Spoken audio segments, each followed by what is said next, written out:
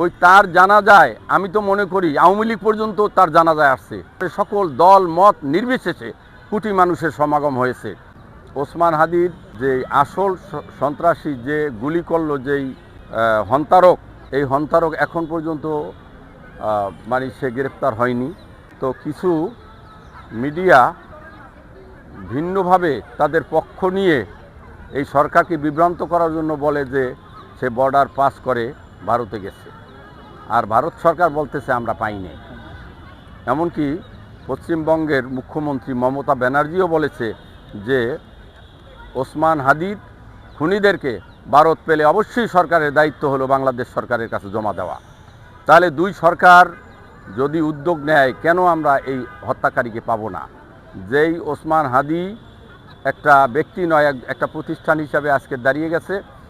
তার জন্য যেই স্বৈরাচারী হাসিনার বিরুদ্ধে কথা বইলা এবং ভারতের বিরুদ্ধে কথা বলে আজকের সে আজকের একটা শত্রু হয়ে গেছে, ওই তার জানাজায় আমি তো মনে করি আওয়ামী লীগ পর্যন্ত তার জানাজায় আসছে।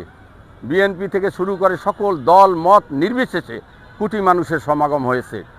এবং আমাদের মাননীয় প্রধান উপদেষ্টা সুন্দরভাবে বলেছে যে ওসমান হাদি, তোমাকে আমরা বিদায় দেওয়ার জন্য আসি নাই, তোমার আদর্শকে বুকে ধারণ করে আমরা সেই আদর্শ নিয়ে অন্যায়ের বিরুদ্ধে এই বাংলাদেশকে জাগিয়ে তুলব।